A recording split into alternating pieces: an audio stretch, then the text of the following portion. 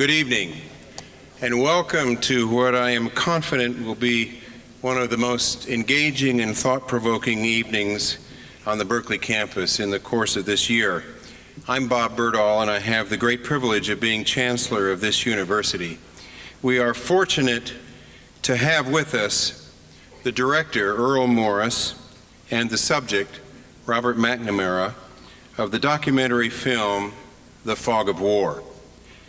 Both Morris and McNamara are Berkeley graduates, and it's a great pleasure to welcome them back to this campus.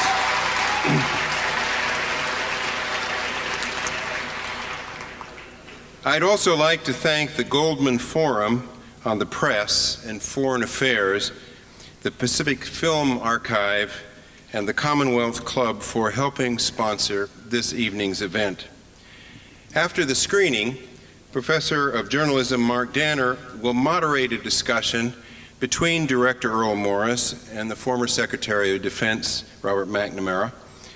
This is an uncommon opportunity, and I thank the participants very much for joining us here tonight.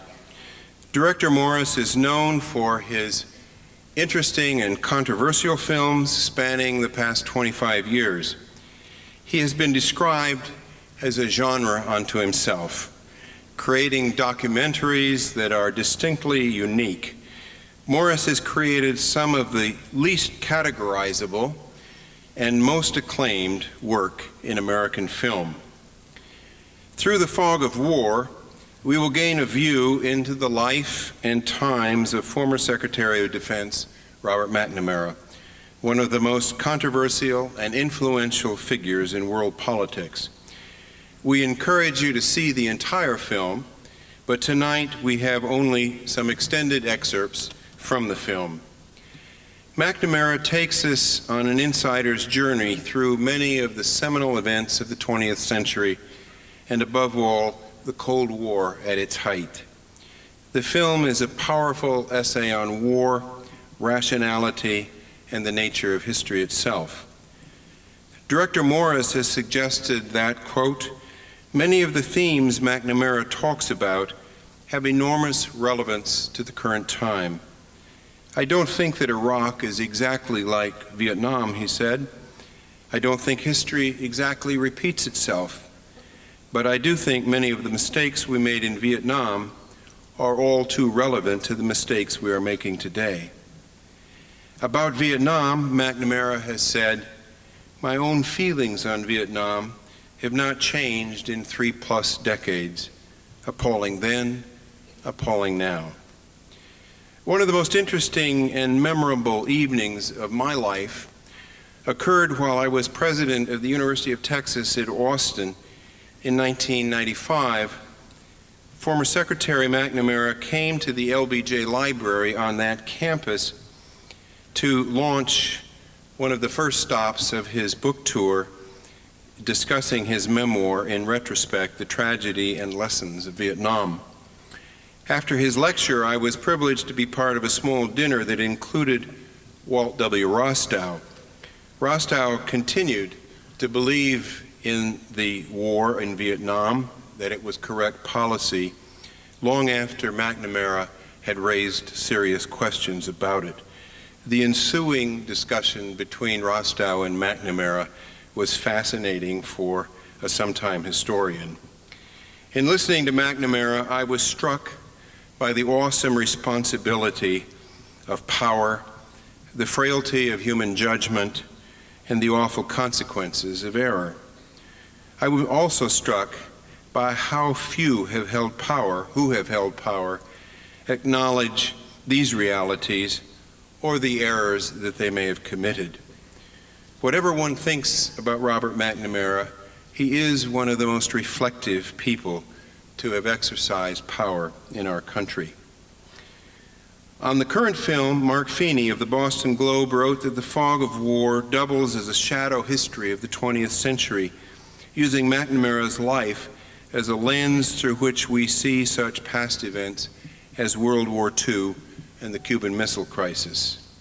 This will be an engaging, educational, and thought-provoking evening for which Berkeley is so well known. So thank you for coming. Welcome.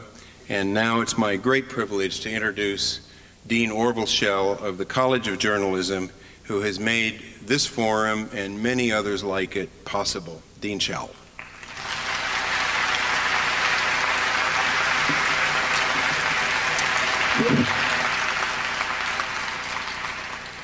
Well, welcome. I think it's telling that there are so many of you here tonight, and that the subject at hand at first blush seems like something out of the distant past. And yet I think what makes everybody so interested in the subject of Errol Morris's truly great film is the resonance that it has with the war that we are currently in now. It was another war that was in a certain sense discretionary, that grew out of the curious combination of our national politics, our sense of ourselves, rather inchoate notion of protecting our economic interest. And I think the resonance that comes down to us tonight is all the more powerful, given the fact that we once again find ourselves in a foreign land, fighting on rather uncertain terms. I'm really happy you're here. This is a great event. It is a kind of event I think we really should do more of here at Berkeley. We are, after all, a public university, and to bring the worlds of business, politics, policy, media together with the world of scholarship seems to me something really worth doing. Finally, I too want to just say a word about why it is that you're able to be here, and that I am here, and that Robert McNamara and Errol Morris are here. The Goldman Forum is funded by Dick Goldman, also a Berkeley alum. It is terrific to have people who help us, a public university, serve you, who after all are the public. It's something, as you know, we can't do, so just depending on public support from the state. So Dick, I can't see you, but thanks.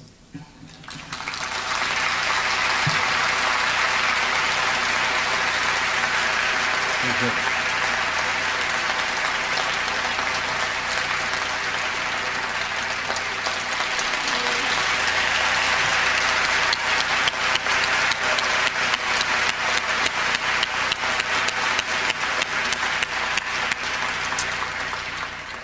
I also want to thank Bob Berdahl, who has been a great pleasure for me as dean to work with. Without him and all of the support the Chancellor's office gives these events, you wouldn't be here either. So, Bob, we're not going to have many more chances to give you a round of applause, but thanks.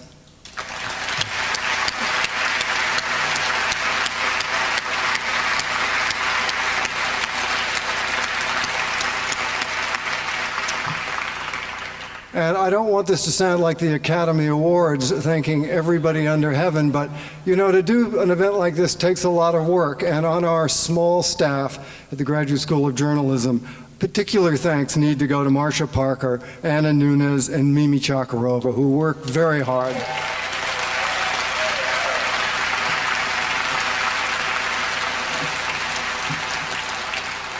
Now, before I leave the stage, I want to make one admonition. Berkeley is well known for its commitment to free speech. It's something that we take very seriously. We have forums like this because we want to hear all viewpoints. So I ask you, please respect that.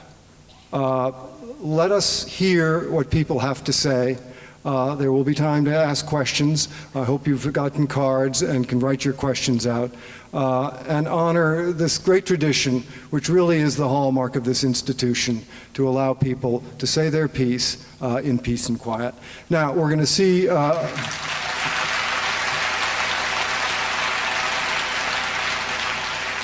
we're going to see about 40 minutes of clips from the film. It's about an hour and a half long.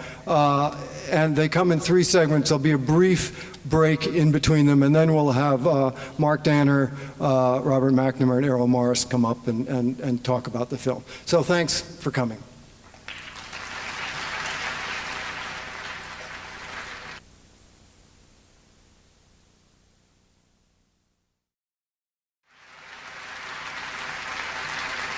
Well, please join me in welcoming Robert McNamara, Errol Morris, in conversation with Mark Danner.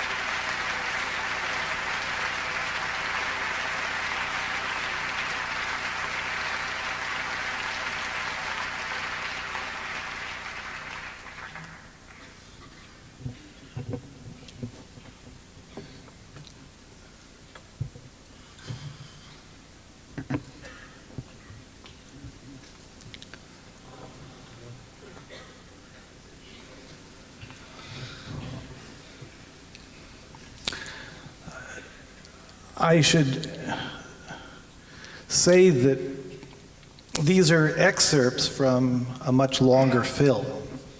I would have liked to show the entire film here tonight, but wasn't able to. And I would encourage you to see the entire film if possible. He would say that, wouldn't he? As it happens, my favorite line in the film was left out. It's the line in which Robert McNamara says, "I don't know if you know it or not, but a lot of people think I'm a son of a bitch."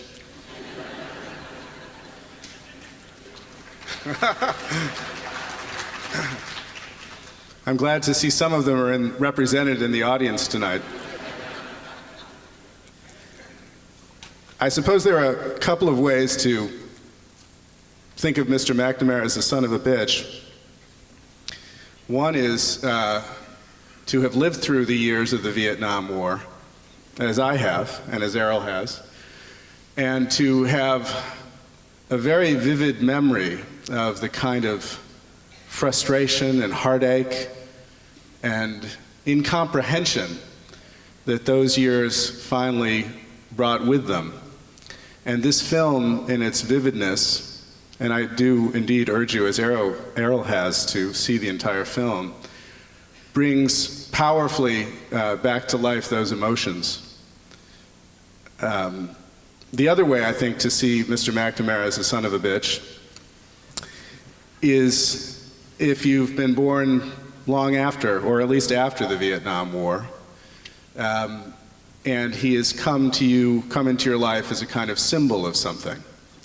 A symbol that's been revitalized a bit with this recent film and its enormous success. It was recently nominated for an Academy Award the last couple of weeks.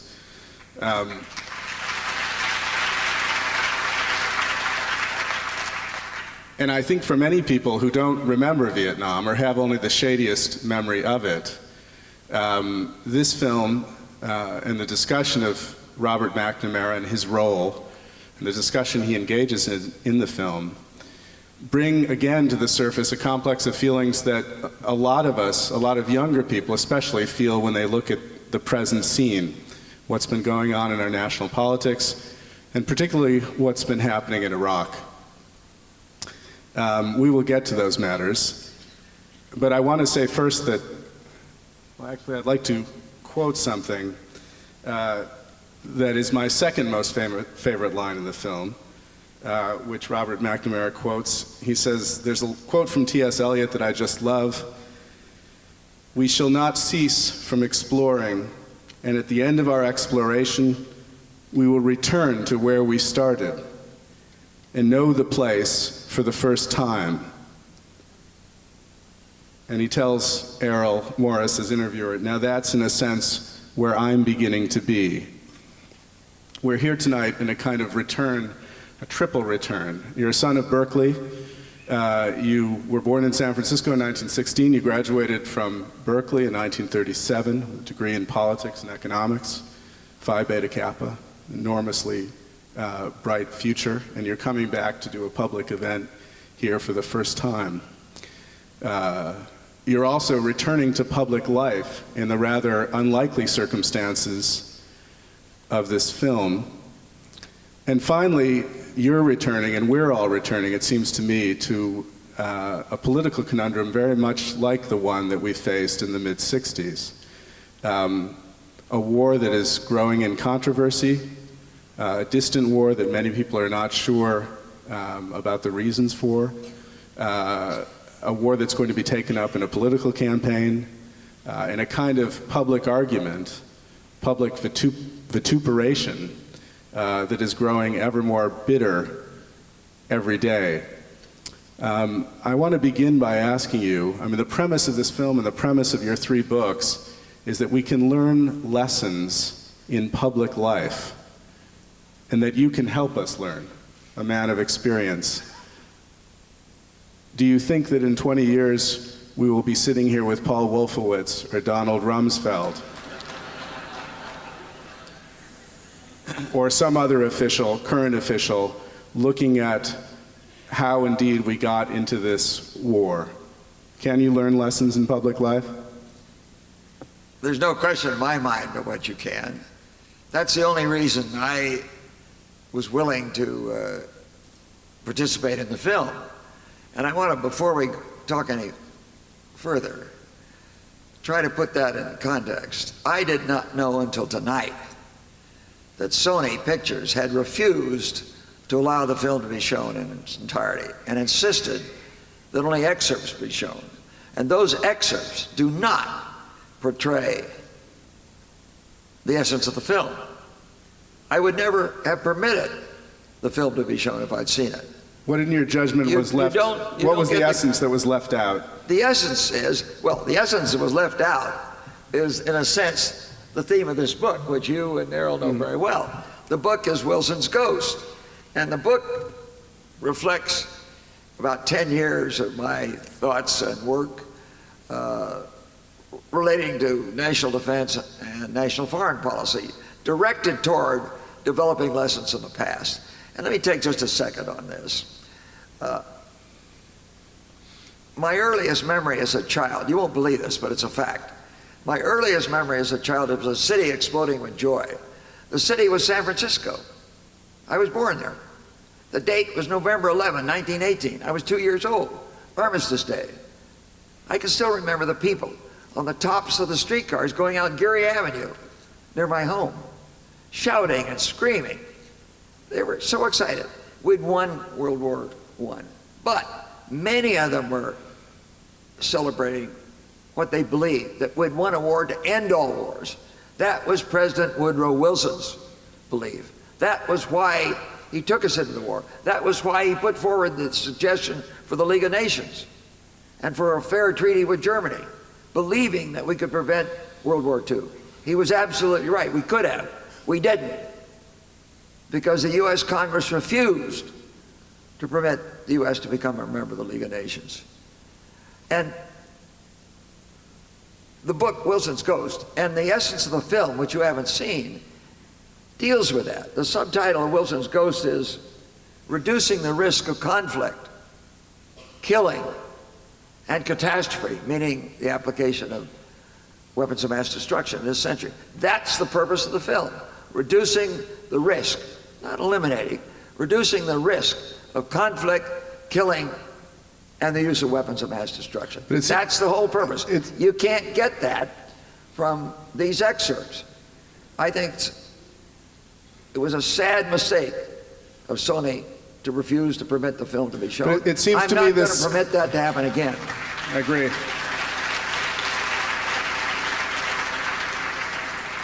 It seems to me, though, this point you're making brings us right back to the point I was trying to ask you about, which is Wilson obviously had the same belief. That is, we can learn lessons from history. We can fight a war to end all wars and have it actually end all wars. And if anything grips one after seeing this film, it is the idea of repetition, of an endless cycle that you cannot escape from.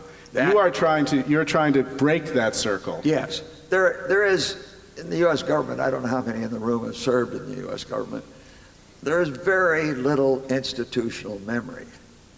For example, well, This may be an understatement. Pardon me? Of the century. Yeah, but this is sad. When I became secretary, my predecessor was Tom Gates. I'd known Tom Gates. We were both directors of a Philadelphia corporation together, for example. We were friends. We were close. As a matter of fact, I told Kennedy I was not qualified to be secretary, and he said, "Well, who is?" I said, "Well, Tom Gates was Eisenhower's secretary." I said, "Look, reappoint Tom Gates." But what I wanted to say regarding institutional memory is, I did not receive a single written sentence from Tom Gates. Not about the Bay of Pigs, not about the Cold War, not about the potential Cuban Missile Crisis, nothing. Now, I don't think it's quite that way today, but it's not much different. And the lessons that are included in this book we're talking about, Wilson's Ghost, or the lessons that are included in the full film, are meant to begin to lay at least a base for debate about how to reduce the risk of conflict, killing, and catastrophe in this century. I think it's possible. Some people say it isn't. I don't agree with that. I don't believe any of us should give up. We human beings killed 160 million other human beings in the 20th century. 160 million human beings killed by conflict within nations or across borders. Is that what we want in this century?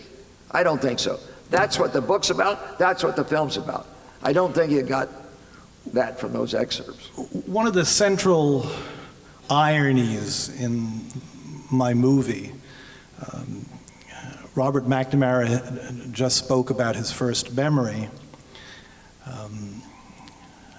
Armistice Day, the end of World War I, the end of Woodrow Wilson's war to end all wars, if you like, a preventive war.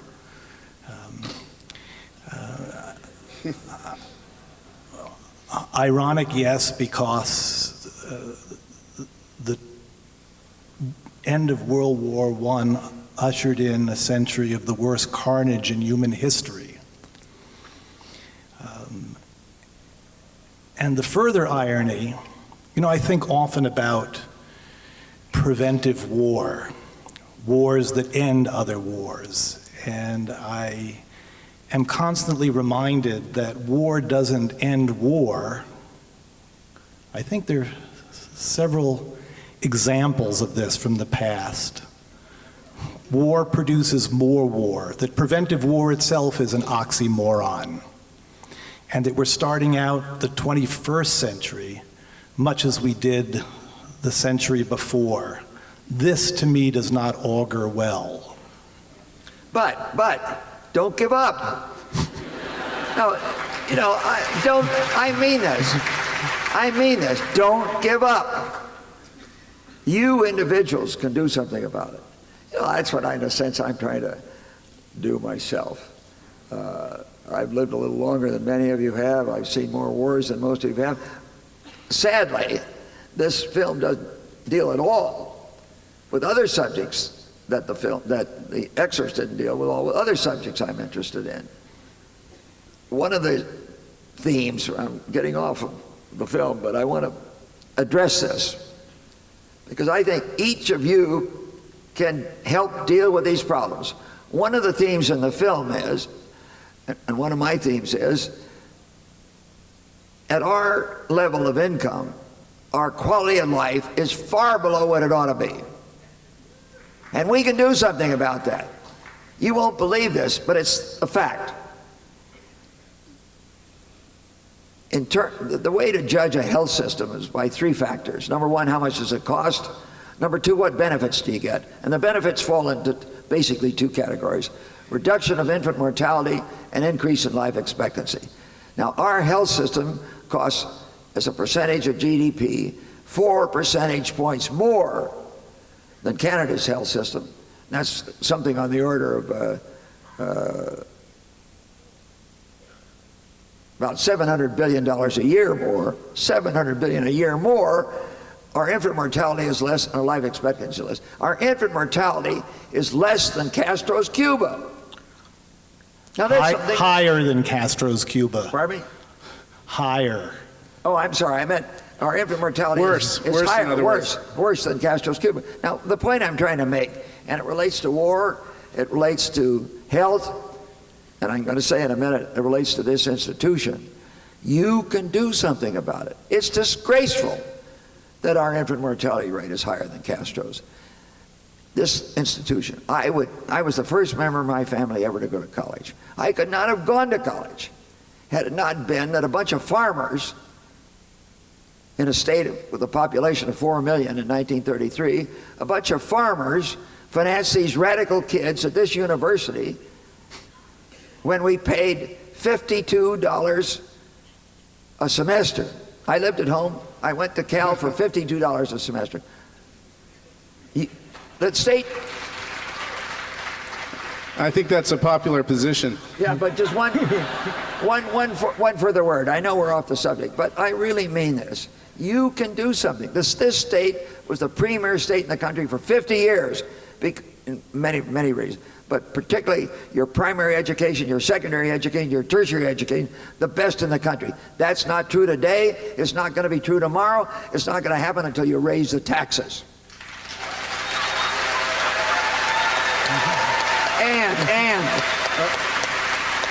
And you can do something about that, just as you can do something about reducing the risk of nuclear war and reducing the risk of conflict. Now I'll shut up. Okay.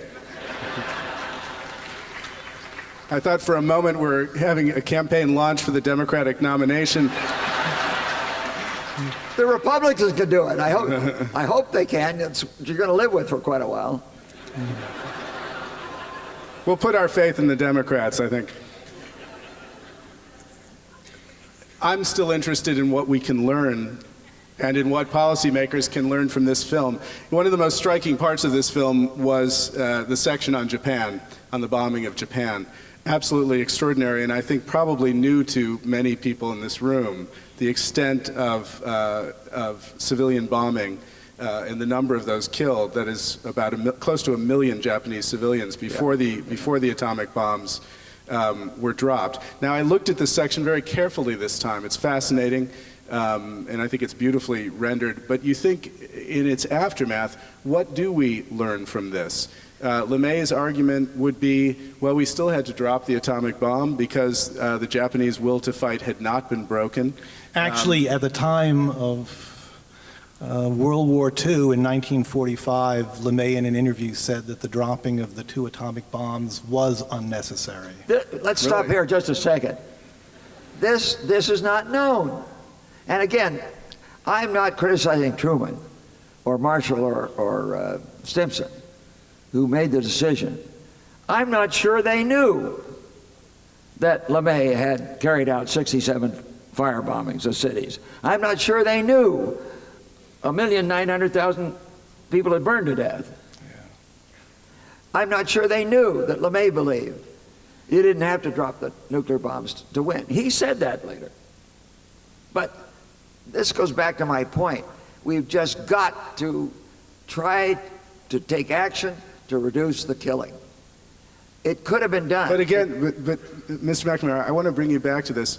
You were a lieutenant colonel on his staff. You were very young. You were still in your 20s. That's right. While this, as you said, you were part of this machinery that had approved these bombings.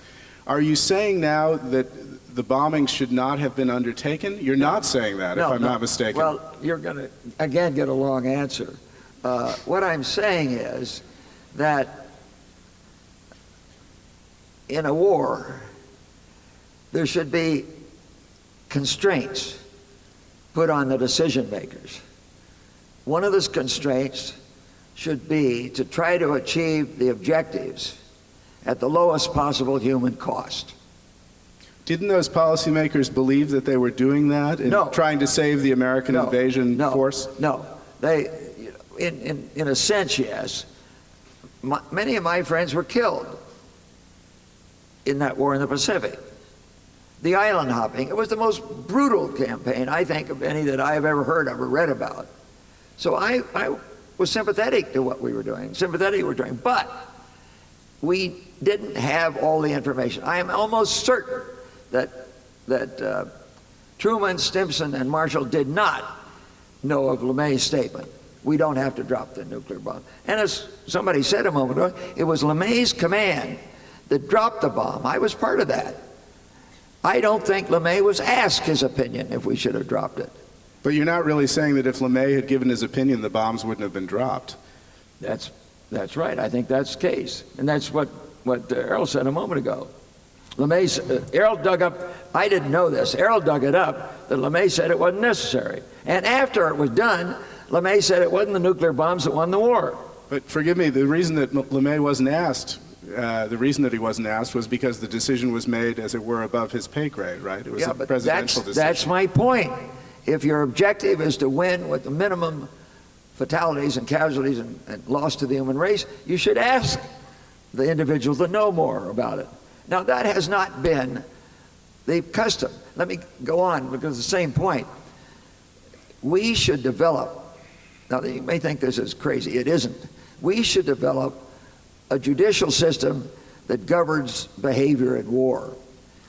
An element of that has been formed.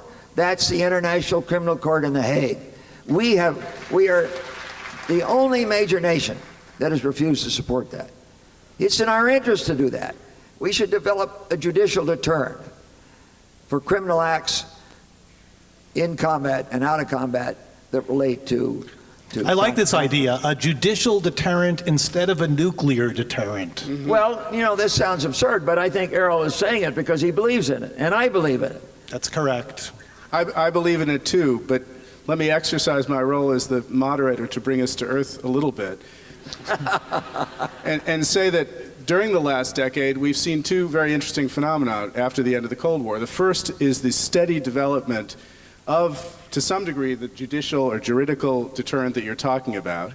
At the same time, when in the early 90s you had talk in Washington about the end of history, we had one of the most terrible decades on record with genocides in Bosnia and Rwanda, and now a war fought, you could call it a war of convenience, certainly a war that didn't absolutely need to be fought by the United States, in which the U.S. essentially flouted the will of the international community. And I think, you know, again, I have to bring you back to this question of the difference between the things, certainly that I believe, that Errol believes, that you believe, and that many in this room believe, and the reality of what has happened before us on the ground. I mean, I couldn't help but watch that film. You know, you watch Tonkin Gulf, fascinating incident, but it's hard not to think, when you think at the anger in the Congress later, and the accusations that the Congress was misled, and there was that anger in the late 60s by the Tonkin incident, it's hard not to think of WMD and the arguments that are being made about weapons of mass destruction before the war, and the arguments now about, from Senator Kerry and others who say that they were misled, that the administration essentially pushed them to approve a war that they didn't fully understand. The same theme, obviously, is present very vividly in Vietnam. Deception, or at least accusations of deception, public feeling it's been misled, a lack of public support based on the notion that you know, our leaders did not tell us what we were getting into. I mean, does this sound familiar? We're at the precise same place, it seems to me. And when you look at the Tonkin incident, the doubt that you were talking about in the film about the second torpedo attack, which is rendered so vividly, of course you didn't mention when you went to Congress on August 6th, or a number of years later. No, we did at the time, before Congress passed the resolution. All that was mentioned. In front of Fulbright's committee? Absolutely. And years later, the Fulbright committee resumed hearings, and Fulbright said specifically he did not feel, for example, I had misled them. That's the problem was then and now, that we do not, the public in particular, do not require our leaders to confront these issues in full debate of all the issues. And I'm not criticizing Bush now at all. There's not a word, by the way, the word Bush doesn't appear in the film or in this book. My thoughts are not targeted on Bush or the Republicans. My thoughts are targeted on the actions. You know, and I read today or yesterday that Powell was asked a question would you, Mr. Secretary, have supported the war if you knew there were no weapons of mass destruction there? And he didn't put it quite as baldly as I'm going to put it, but he basically said no. But there was still a problem, and there is today a problem. The problem is proliferation of nuclear weapons. We, the U.S., do not have an answer to that. Our answer is preemptive war and regime change. That's absurd. It isn't taking care of North Korea. The Security Council doesn't have an answer. They sat there when most people believed there were weapons of mass destruction in Iraq, or at least they were planning to develop them, and the Security Council had no action. So we're left with a problem today that Chirac and Blair and Schroeder said is the most serious security problem of this century, and there is no answer. We human beings, we in the room, must insist an answer be developed. The Security Council do it. We should ask. But it seems to me one of the key themes here is governments and how they deal with their own people. Yes. Obviously what Powell had to say yesterday and the entire atmosphere around weapons of mass destruction, the commission, et cetera, the flagging support for the war, all of that bring a theme vividly into view that was acted out right on this campus, right in front of us. And we see in the film, there is a line that you say in a conversation with Johnson. He says, you say, we'll take care of it, Mr. President. And he says, well, when are you going to do it? And you say, well, we'll do it late tonight so we can miss some of the morning editions. And when you look at the history of the Vietnam War, you certainly see that Johnson was very reluctant to announce the initial escalation. He sort of tacked it on to the end of a press conference. He never was candid. When you look at your doubts that are set out so vividly in retrospect, 1995, and the two books since, the government was never in any way candid about the doubts that the highest policymakers felt even as the war began, and was never candid about how difficult the war would be, how long it might last, the cost that the public would be expected to bear both in treasure and in blood. And it seems to me when I tick off those things that they're staring us in the face now with an administration who wouldn't talk about budget numbers, wouldn't talk about how long the war might last, who when the chief of staff of the army said it would take 300,000 troops to administer the country, the political leadership slapped him down. I mean, it seems to me the repetitions here are eerie. So what I'm pushing you on is not simply that we can do better and that we have to work for a better world and that nuclear weapons are an imminent threat and we must do something about them. I want to try to close the circle and say, why are we at this place again? And if it's your thesis, you've devoted the last 20 years of your life and more to the notion that things can change and that lessons can be learned. But I'm putting squarely in front of you a picture of a world in which lessons haven't been learned. In fact, we seem to be in precisely the same world all over again. Well, I think you have to, let me first talk about Johnson. You have to put yourself in Johnson's place. In the first place, it's not correct to say that the administration was not candid. It was not candid enough, and I'll tell you a bit more about that. But read the open testimony before the Senate Armed Services Committee in August of 1967, at the end of which Senator Thurman, who just died a few months ago, said, McNamara, he basically said, you're a communist. And the reason he said it was, he said, you're willing to lose. And if you read the testimony, what you'll see is I opposed escalating the war. And he said that meant you're willing to lose. Now, he had some argument on his side. But the thing that Johnson faced was not only the Berkeley campus. Johnson was more afraid of the right than he was of the left. Goldwater, read back what Goldwater was saying at the time the Berkeley campus was erupting. Goldwater and his like were saying, invade North Vietnam, strike at southern China, use nuclear weapons. Now, you may not believe that. Go back and read it. So it gets to today. Today, the country is divided. It's divided on unilateral versus multilateral. It's divided on how to deal with North Korea. It's divided on the issues of nuclear weapons. And of course, it's divided on terrorism, Iraq, and so on. But I think you have to understand the pressures that are on the political leaders, and then try to ensure that your voice and like voices are heard by those leaders with respect to what you think they ought to do, and debate it. Debate it on the campus. I have a question. Please. I often think about the fact that we have a different government than, say, Britain. We don't have a parliamentary system. We have our own constitution. Robert McNamara has reminded me on many, many occasions that in our system of government, cabinet officers serve at the pleasure of the president. As you've said to me on many occasions, Johnson was elected, I was not. I believe that you were put in a very odd position at times in the Johnson administration.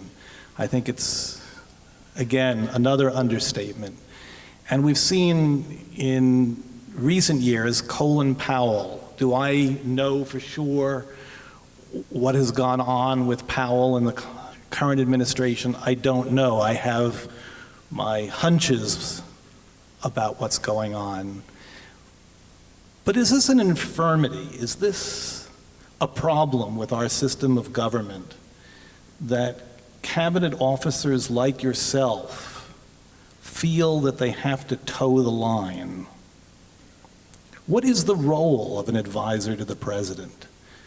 Is there something wrong with how we've been doing it in the past and now? That's a good question, and I don't pretend to have the answer, but I believe two things. Number one, the cabinet officer is appointed to serve the president. Most cabinet officers in the past and today believe they're there to represent the interests of the department they're in charge of. Agriculture, the Secretary of Agriculture represents farmers. The Secretary of Labor represents labor. Secretary of Defense represents the military. Not at all. Each of those secretaries represents the president. The president was elected. He had a platform. It's the president's interest in agriculture, defense, or whatever that the secretary should be trying to carry out. That's the first point. Second point, I don't believe any secretary should continue beyond the point when he feels he's being effective in pursuing both the president's program and to the degree is different from what he believes he's being effective in helping the president change his program toward what the secretary believes is right. That would be my answer to your question. I spoke to someone earlier today who probably knows more about the history of Vietnam and certainly the documentary history of Vietnam, how the war came about through documents in the government, than any person alive. You know him. And I asked him, what would be the one thing you would ask Robert McNamara? And he said to me, you tell him this. To me, Robert McNamara was two things. First, he was one of the key, if not the key, driving intellectual forces and driving policy forces behind the decisions getting us into Vietnam. It is also true that with George Ball, he became the driving intellectual force and the driving policy force that led us to reconsider how to get out of Vietnam. He was absolutely successful in the first role. He failed in the second role, largely because he chose not to speak out. Ask him why. Well, you have to ask yourself, if you have tens of thousands of American lives at risk, whether it's Iraq or Vietnam, if a senior official of the government says the government's policies are wrong, are you endangering those individuals? And the answer is bound to be yes. And you've got to be very careful. You have a responsibility to the people whose lives are at risk. That's true today in Iraq. It was true in Vietnam. And one of the dreadful things about Vietnam, you left office in 1968. I came into my own movie in the middle of it during one screening, and there was a conversation between McNamara and Lyndon Johnson in 1964. And there's this sudden memory of this war going on year after year after year, 65, 66, 67, 68, 69, 70, 71, 72, so on and so forth. It just kept going on and on and on. And somehow the comment that American lives are at risk doesn't seem satisfactory. Well, left out of the excerpts, something Errol well remembers, there are two recorded conversations. One was on October 2nd, 1963, in which I recommended to President Kennedy that we establish as the goal to remove all U.S. troops in Vietnam within 2 years by the end of '65, and begin by taking 1,000 out in the next 90 days. That was agreed to by Kennedy on October 2nd, 1963, and by that time I knew enough about government to know it was a very controversial decision. I wish it had been shown here tonight. My apologies. Pardon me?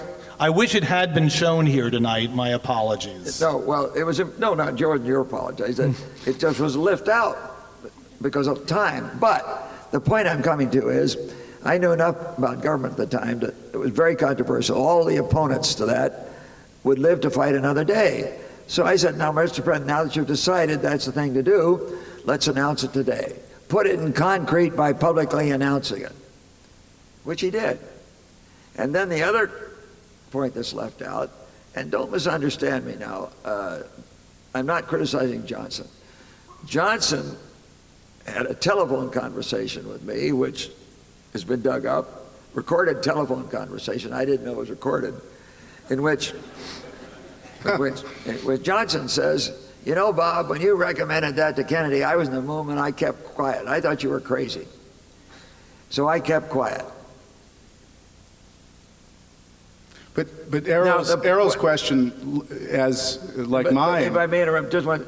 The point is, there was tremendous tension in the government at all times about what to do. It wasn't easy. It's not easy today. Errol's question, like mine, had to do with the role of the public man.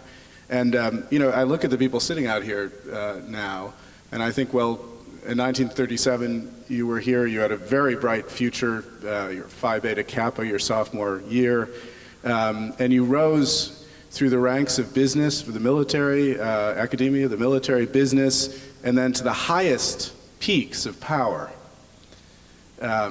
You served a very controversial term, but a term you're often compared to Secretary Rumsfeld because of your extraordinary power within the government and influence within the government.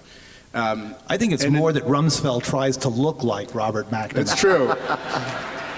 But he doesn't succeed. He doesn't succeed. But my point is that we're talking here really about the responsibilities of a public man, and you've spent your time out of office trying to reach the public with three very ambitious books, and now with this movie.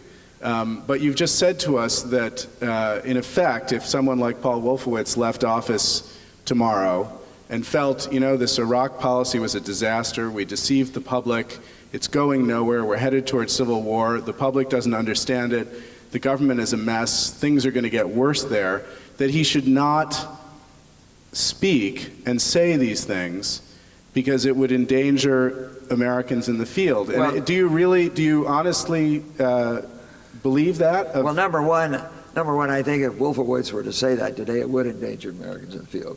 Number two, how is there to be a public debate? Well, the public with debate, people who have some credibility? You know, a lot of the run-up to the war, people said, well, you can say that weapons of mass destruction are not a threat, but we know because we have the intelligence. That is, the government claimed a monopoly on information. I debated with Hal Raines and Arthur Sulzberger and Orville Schell on this stage just before the war, talking about the difficulties of the press and trying to really make the public aware of the issues and to look at the reasons that were stated publicly by the war. But just take this issue of weapons of mass destruction. The press is not doing a thorough job on it today. Not at all. I haven't read of a statement by our man Schell's brother, Jonathan Schell, for months. Jonathan Schell is one of the most authoritative spokesmen on nuclear weapons in the world today. Bill Perry, former Secretary Perry, now a professor at Stanford, is. The press should be asking those people to put their views on the record. And the Congress, and you, writing to your Congress people, should ask that the Congress debate it. The Congress has not debated the U.S. nuclear policy in general for years. You don't know what the nuclear policy is. You'd be shocked if you knew. No, I mean this seriously. You'd be shocked if you understood that we have refused, not just this administration, going back for decades, we have refused to state that we will support what is known as, quote, a no first use policy, unquote, which means that our policy is to initiate the use of nuclear weapons against a non-nuclear state or a nuclear state whenever we believe it's in our interest to do so. That is a disastrous policy. There is no possible justification for it. It should be debated. It should be debated. It hasn't been. I was at a meeting in Washington last week with experts. They couldn't even agree in the meeting. Now, this was outside the government, but with experts, they couldn't agree what the policy was. They could agree what the results would be. But can it be debated thoroughly in the way you say if people who leave the government, who have positions of authority, influence, and above all knowledge of these things, feel that it's outside the bounds to publicly talk about it? That is, that dissent is wrong. No. You misunderstand me. I think a person who leaves the government in the midst of a war has to be very careful that his public statements do not endanger American lives and American security. That's the point. But that doesn't mean you can't debate nuclear weapons today or in the past or the future. It doesn't mean you can't debate how to respond to proliferation of nuclear weapons or weapons of mass destruction. The point is the public isn't debating it, and the Congress isn't debating it, and the press isn't. That's my point. Let me ask you something. The other day you were quoted in the Toronto Globe and Mail as saying, we're misusing our influence. It's just wrong what we're doing. It's morally wrong. It's politically wrong. It's economically wrong. There have been times in the last year when I was just utterly disgusted by our position, the United States position vis-a-vis the other nation of the world. The reporter says you told him that you believe the Iraq war was totally unnecessary and has only succeeded in destroying important relationships with potential allies. Now, this seems to me rather outspoken, unless I miss my bet. Someone called my attention to this article in the Toronto Globe and Mail. I've never really had a chance to say anything to Mr. McNamara about it. But how about it? I applaud you for saying these things. Well,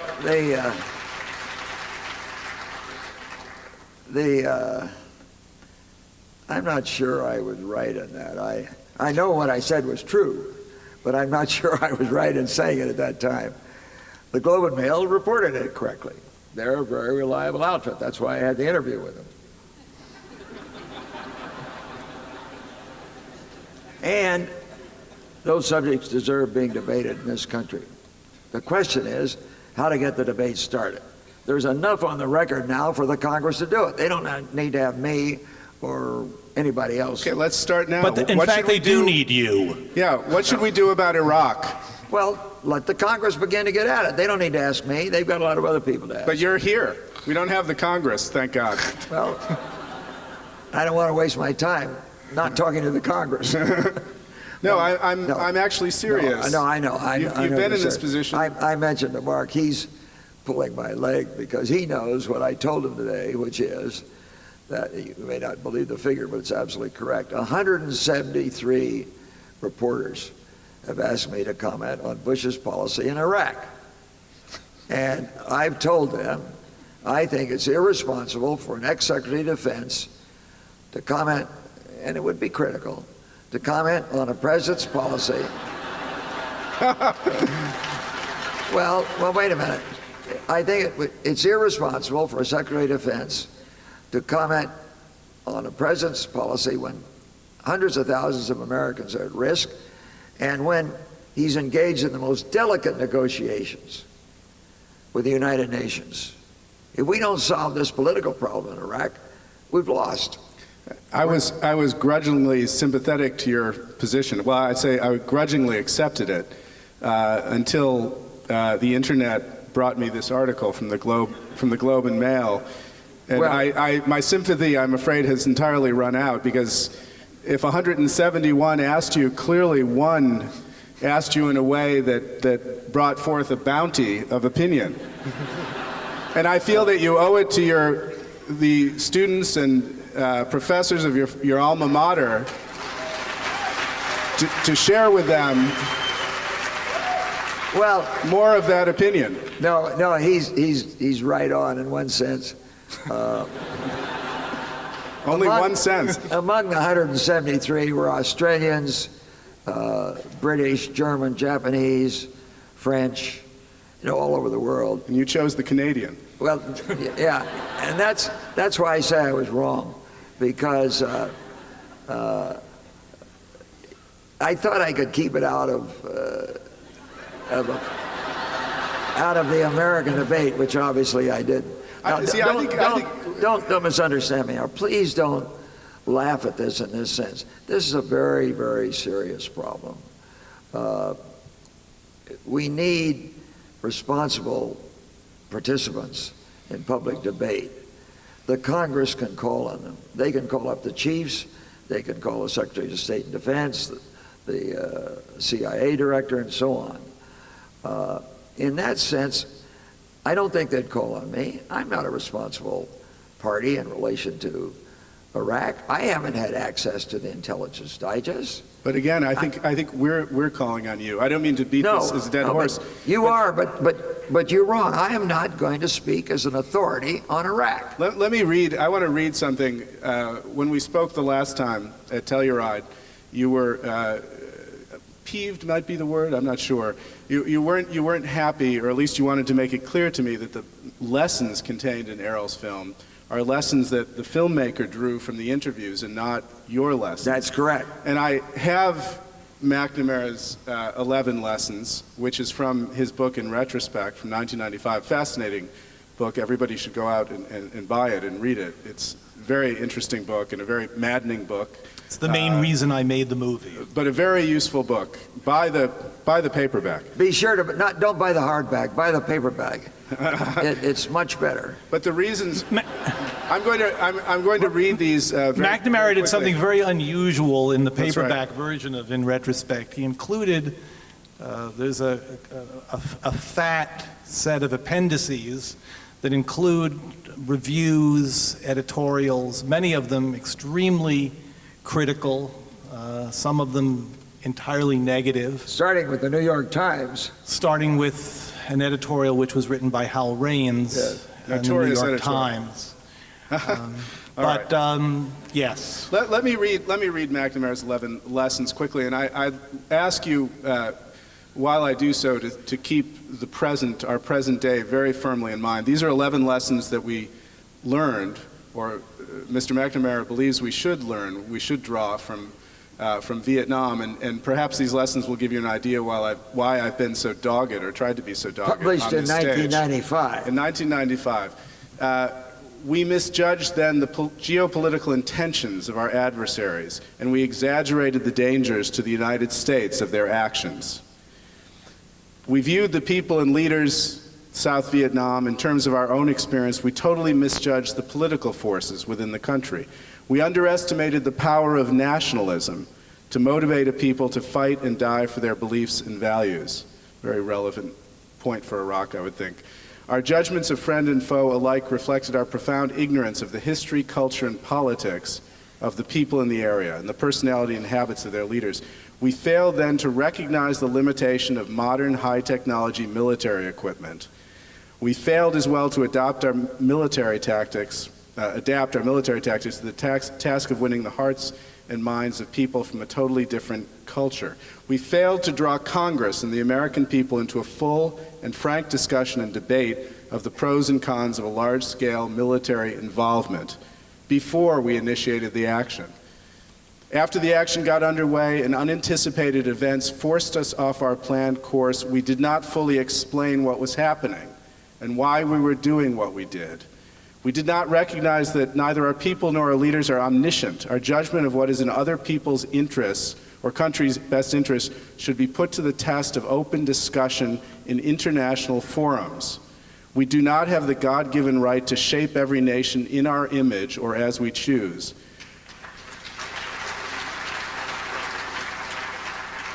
We did not hold to the principle that U.S. military action should be carried out only in conjunction with multinational forces, supported fully and not merely cosmetically by the international community. We failed to recognize that in international affairs, as in other aspects of life, there may be problems for which there are no immediate solutions. At times, we may have to live with an imperfect, untidy world. Underlying many of these errors lay our failure to organize the top echelons of the executive branch to deal effectively with the extraordinarily complex range of political and military issues. When I read these lessons again, I felt a chill go through me because they seemed so, I was in Iraq in October, reported from there, and they seemed so to reflect in uncanny accuracy what happened before the war, what's happening now, and I hope not, but perhaps what will happen in the future.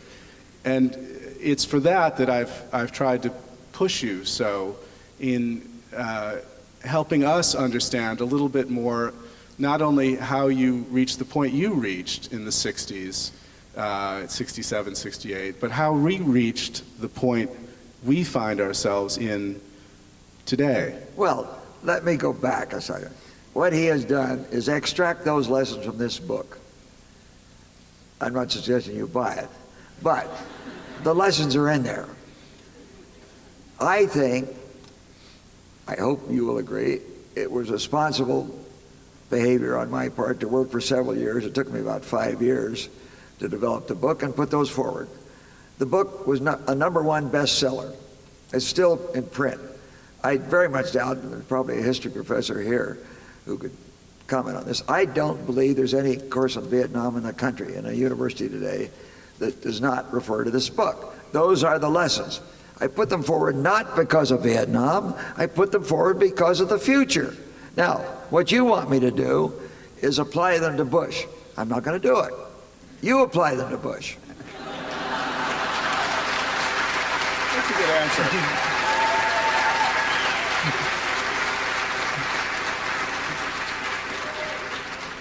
Well, that's a good answer.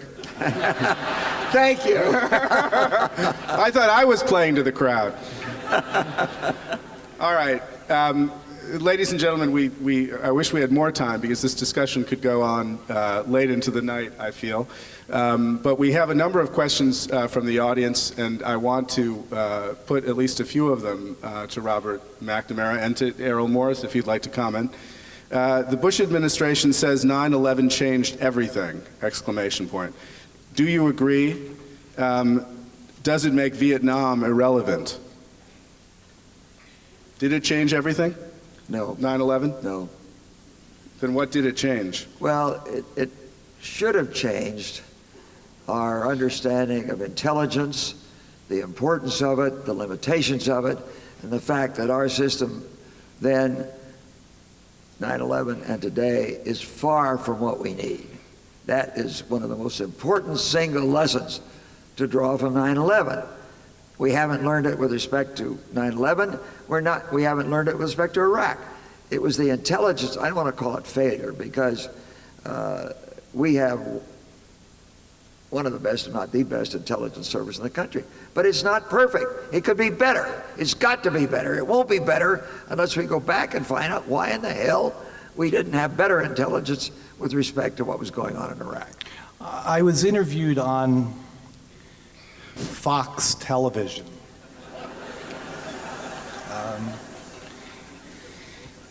And the reporter said to me, you know, these lessons are very, very well and good, but they obviously don't apply to the current time.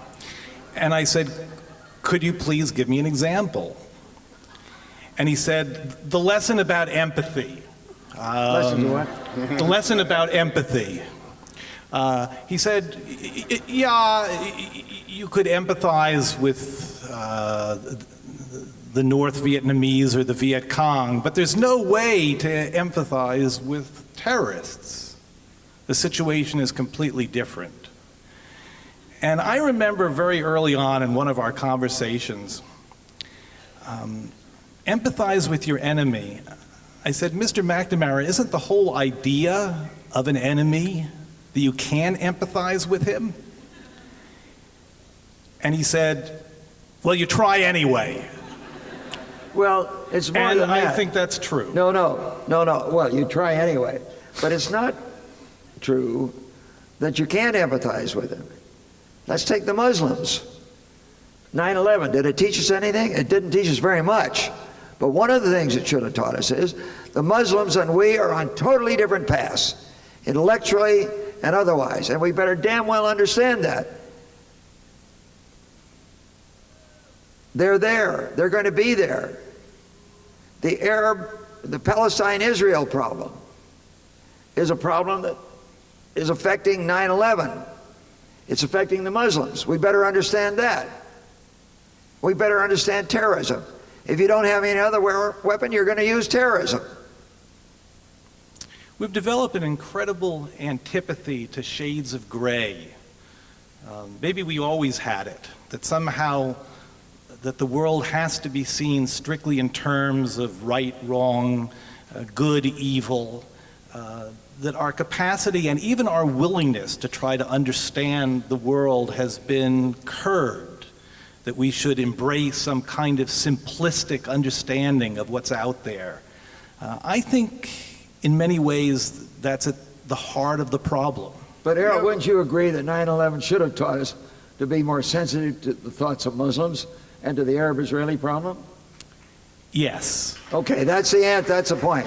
Well, let me take up that point about black and white. I mean, it seems to me that part of the notion that we have developed a very black and white idea of the world, the verb tense is wrong. The one thing we can see very similar in our period, the age of terror, if you want to call it that, as the administration likes to do, and the Cold War era, is the attempt by the government to say, this is black and white. The Truman Doctrine said, there are two worlds. There is the good world, the world of democracies, the world of representative elections, and the bad world, the world of autocracy. And we will fight that world for the next 40 years. It's rather simplified. But if you look at Bush's speeches, beginning with September 20th, right after the September 11th attacks, you'll see a dogged attempt to do just that, good and evil. If you're not with us, you're against us. There is a world of darkness and a world of light. It seems to me that perhaps it's in the interests of the government, when trying to rally the public to support its foreign policy, to put things in the most simple and familiar language, the language of good and evil. We've certainly seen it on the part of George Bush. Why is this such a temptation to our policymakers within the government?